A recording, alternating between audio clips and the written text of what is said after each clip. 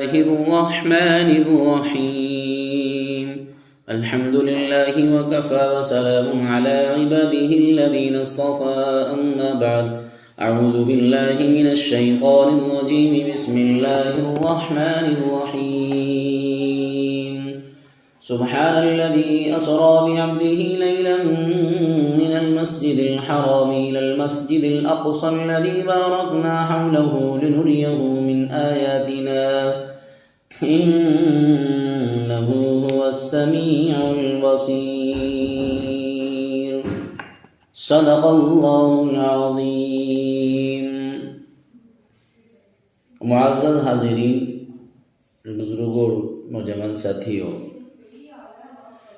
سورہ بنی اسرائیل کی ابتدائی آیت جو 3 دن سے تلاوت کی جا رہی ہے، اس آیت کی ذیل میں چند ضروری اور تمہیدی باتیں پیش کی گئی ہیں. واقعہ اسرا و معراج سے ملنے والے اشارات اور کچھ حکمتیں کل کے درس میں ان کو بیان کیا گیا تھا. سبحان الذی اسری بعبدہ لیلا من المسجد الحرام، تسبیح سے آغاز کیا گیا ہے، لفظ سبحان سے، اور اس کو میں بتا چکا ہوں کہ واقعہ اسرا کا آغاز جو ہے وہ اللہ تبارک و تعالیٰ کی پاکی سے کیا گیا کہ اللہ ہر ایک عیب سے پاک ہے، مبرہ ہے. تو اس میں اللہ کی قدرت کاملہ کی طرف اشارہ ہے. جو ہستی ہر طرح کی کمزوری اور اسی طرح کمزوری سے اور عجز سے مبرہ ہو اور وہ با اقتدار ہو، اللہ تبارک و تعالیٰ کی قدرت کاملہ کا اظہار ہوتا ہے. واقعے کی ابتدا اس سے کیوں کی گئی ہے؟ اس لیے کہ معراج کے سلسلے میں ممکن اور ناممکن کا سوال پیدا ہوتا ہے. ممکن اور ناممکن کا سوال ہی پیدا نہ ہو، اس لیے لفظ سبحان سے اس واقعے کی ابتدا کی گئی ہے. اس لیے کہ جس آدمی کے ذہن میں بات ہوگی کہ اللہ کی قدرت کوئی محدود ہے تو وہ اس واقعے کو سوچے گا کہ ممکن ہی نہیں ہے. لیکن جو اللہ کی ذات اور قادر مطلق ہونے کا یقین رکھتا ہوگا تو پھر اس کے لیے یہ واقعہ کوئی انوکھا نہیں ہوگا، کوئی نیا واقعہ نہیں ہوگا، بلکہ وہ سوچے گا کہ اس طرح کے واقعات تو اللہ کی قدرت کاملہ کی بنیاد پر پہلے بھی آئے ہیں. سیدنا آدم علیہ السلام کو اللہ تبارک و تعالیٰ نے اسی طرح، اور دادی حوا رضی اللہ تعالیٰ عنہ کو آسمانوں میں لے جا کر جنت میں جو ہے اللہ تبارک و تعالیٰ نے ان کو بسایا، پھر وہاں سے زمین پر ان کو اتارا ہے. اسی طرح دوسرا واقعہ ہے عیسیٰ علیہ السلام کا کہ اللہ نے ان کو جسد عنصری کے ساتھ آسمانوں میں اٹھایا ہے اور قیامت سے پہلے اسی جسم کے ساتھ ان کو زمین پر اتاریں گے بھی. تو یہ واقعات اللہ رب العزت والجلال نے رونما کیے ہیں، جو قادر مطلق ہے، ہر کمزوری سے، ہر ضعف سے بالکل پاک ہے. معراج کا واقعہ بھی چونکہ محیر العقول واقعہ ہے، ان کی قدرت کاملہ کا یہ اللہ کا ایک ادنا کرشمہ ہے. چونکہ اس زمانے میں مسجد حرام سے مسجد اقصی کا سفر مہینوں میں ہوا کرتا تھا، مگر قادر مطلق نے ایک ہی رات میں طے کرا دیا. سفر رات کے ابتدائی حصے سے شروع ہوا اور صبح سویرے بالکل صبح صادق کے بعد کی تاریکی جو صبح کی روشنی کے ساتھ ملی ہوئی ہوتی ہے اس میں واپس مکہ بھی لوٹ آئے. تو اس لیے لفظ سبحان سے اس کو ذکر کیا گیا. واقعہ چونکہ معراج کی روایات متعدد مفسرین کرام نے ذکر فرمائی ہے، اسرا و معراج کی روایتیں متواتر ہیں. علامہ ابن کثیر رحمہ اللہ نے 25 صحابہ کرام کے نام لکھے ہیں جن سے معراج کی حدیثیں مروی ہیں، اور آخر میں لکھا ہے معراج کی حدیثوں پر تمام مسلمانوں کا اتفاق ہے. بعض ایسے ملحد ہیں جنہوں نے اعراض کیا ہے. سیوطی رحمۃ اللہ علیہ نے تو در منصور میں اور ابن کثیر نے تفسیر میں ان سب روایات کو ذکر کیا ہے تو میں آپ کے سامنے ایک حدیث ذکر کرتا ہوں جو متفق علیہ ہے اور اس پورے واقعے پر دلیل ہے۔ بعض یہ کہتے ہیں کہ جی اس آیت میں تو صرف واقعہ اسرا کا ذکر ہے اور واقعہ معراج کا ذکر نہیں ہے، تو آیت اللہ سے یہ بات ثابت بھی ہوتی ہے اور احادیث اس کے اوپر دلالت کرتی ہیں کہ واقعہ اسرا اور معراج ایک ہی ساتھ پیش آیا ہے۔ ایسا نہیں ہے کہ اسرا کا سفر اب آیا ہے اور معراج کا سفر کہیں بعد میں آیا ہے، کوئی اس میں فاصلہ نہیں ہے، بلکہ جس طرح اسرا کا واقعہ ہے اس کے فوراً بعد ساتھ ساتھ معراج کا واقعہ۔ اسرا کہا جاتا ہے رات میں سفر کرنا، تو مسجد حرام سے مسجد اقصی تک پہنچنا، اس کو اسرا کہا جاتا ہے، اور معراج مسجد اقصی سے آسمانوں کی جانب چڑھنا اور چلنا، اس کو معراج کہا جاتا ہے، اور یہ ایک ہی ساتھ پیش آئے ہیں۔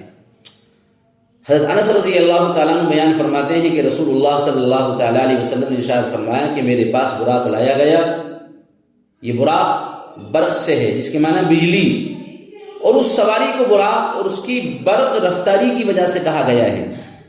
یہ سواری جنت سے لائی گئی تھی۔ اللہ کے نبی فرماتے ہیں، انس رضی اللہ تعالیٰ عنہ کہتے ہیں، نبی علیہ السلام نے فرمایا وہ سفید لمبے قد کا تھا، ایک چوپایا تھا، اور گدھے سے کچھ بڑا تھا اور کھچر سے کچھ چھوٹا تھا، اور یہ جو مشہور ہے کہ اس کا چہرہ عورت جیسا اور جسم گھوڑے جیسا تھا، یہ محض بالکل بے اصل بات ہے، اس کی کوئی اصل نہیں ہے۔ ہاں، اس سواری کی تیز رفتاری کا حال یہ تھا کہ وہ اپنا پیر منتہائی نظر پر رکھتی تھی۔ آپ صلی اللہ تعالیٰ علیہ وسلم اس پر سوار ہو کر بیت المقدس پہنچے اور اس کنڈے سے اس کو باندھ دیا جس سے انبیاء اپنی سواریاں باندھا کرتے تھے۔ پھر آپ مسجد میں تشریف لے گئے، مسجد اقصی میں۔ اس وقت مسجد اقصی منہدم کر دی گئی تھی مگر پوری ختم نہیں ہوئی تھی، محراب اس کی باقی تھی، صخرہ اپنی جگہ پر تھا، اور باقی مسجد کو ختم کر دیا گیا تھا۔ تاریخ تبری میں سن 15 ہجری میں اس کی صراحت موجود ہے، اس مسجد کے حالات کی، وہ ایک الگ عنوان ہے، الگ بات ہے۔ بہرحال آپ صلی اللہ تعالیٰ علیہ وسلم پہنچے، اور انس فرماتے ہیں پھر آپ صلی اللہ تعالیٰ وسلم فرمایا کہ میں نے وہاں محراب میں تحیۃ المسجد کی 2 رکعت نماز پڑھی۔ باہر نکلا تو جبرائیل امین علیہ السلام میرے سامنے شراب کا جام اور دودھ کا پیالہ لیے کھڑے ہیں، پیش کیا مجھے، میں نے دودھ کے پیالے کو پسند کر لیا۔ جبرائیل امین علیہ السلام نے فرمایا آپ نے فطرت کو اختیار کیا ہے۔ پھر فرماتے ہیں انس کہ نبی علیہ السلام فرماتے ہیں دودھ کا پیالہ لینے کے بعد، میں نے پسند کرنے کے بعد، جبرائیل نے مجھ سے یوں کہا کہ آپ نے فطرت کو پسند کیا، اختیار کیا۔ پھر حضرت جبرائیل امین علیہ السلام اللہ کے نبی کو آسمان کی طرف لے کر چڑھے۔ اللہ کے نبی فرماتے ہیں پھر جبرائیل ہم کو آسمان کی طرف لے کر چڑھے اور دروازہ کھلوایا، پہلے آسمان پر پہنچے، اندر سے پوچھا کون؟ جبرائیل نے جواب دیا میں جبرائیل ہوں۔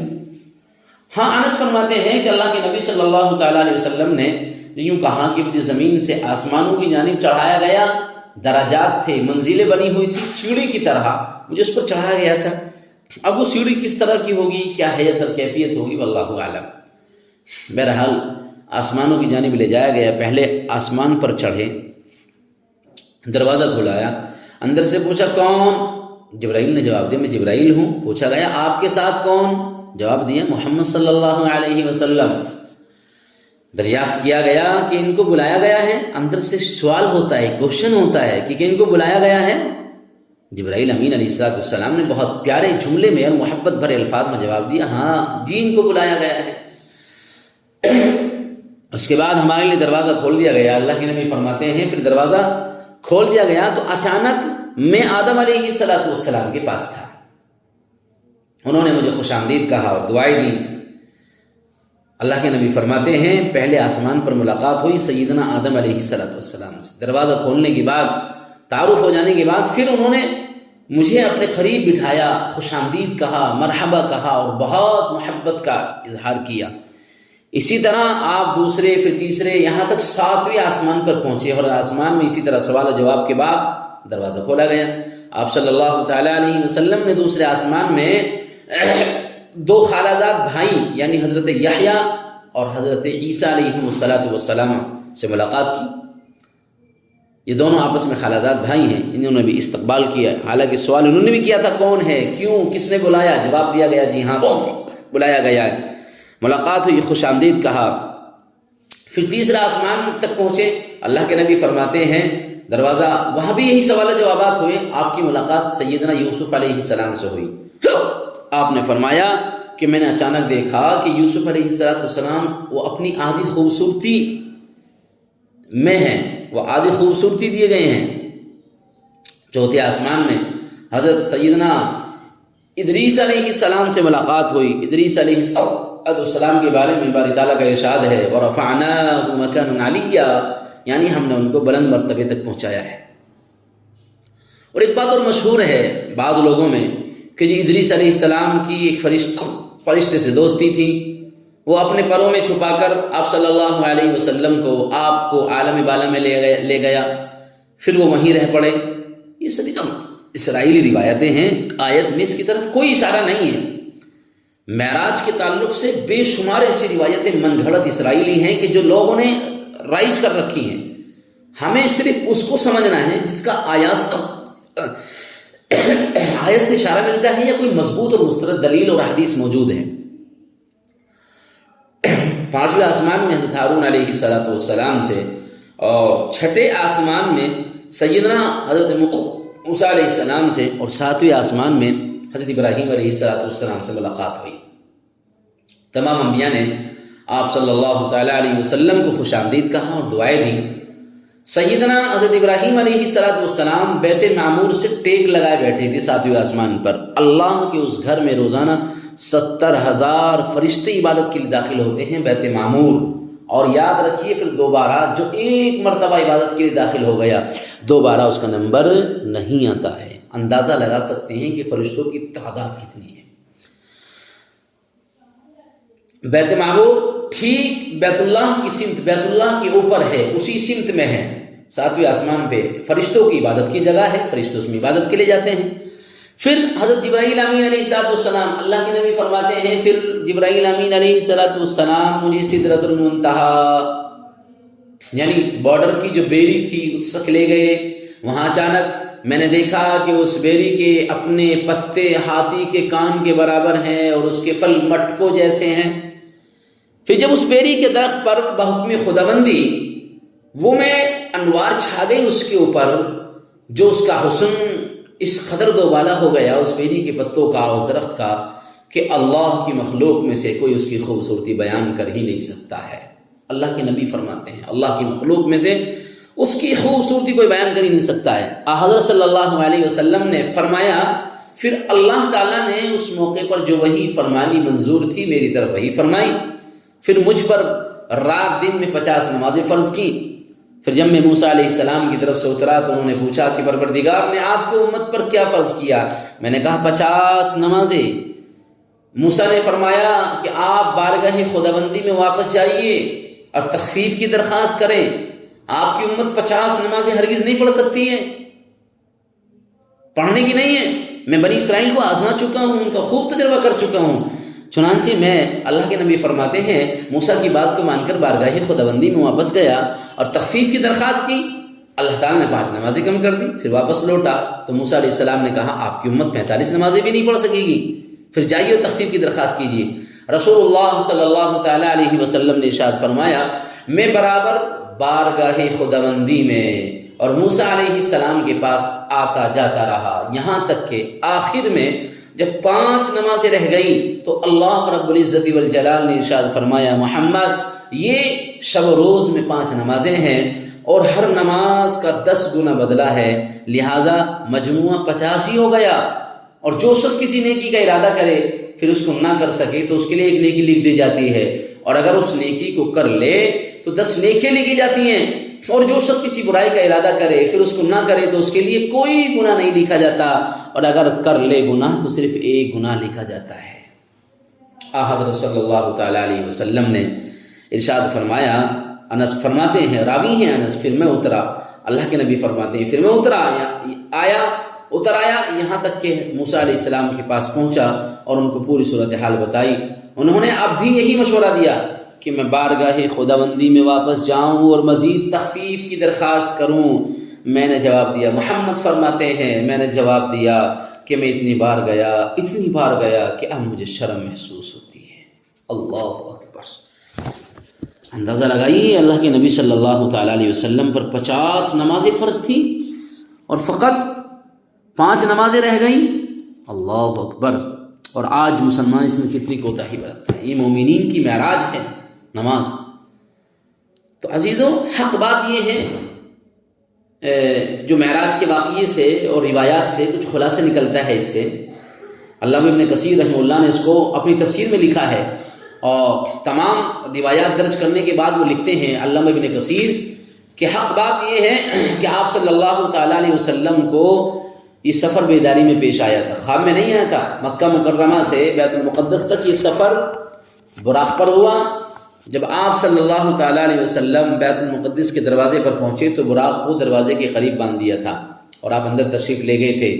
تو یہ سارا واقعہ جو ذکر کیا گیا ہے اللہ کے نبی صلی اللہ تعالیٰ علیہ وسلم نے جو ذکر فرمایا انس رضی اللہ تعالیٰ عنہ سے فرماتے ہیں، اس میں 2-3 باتیں اور ہیں جو اس واقعے سے اس حدیث کی روشنی میں بطور نکات کی نکلتی ہیں.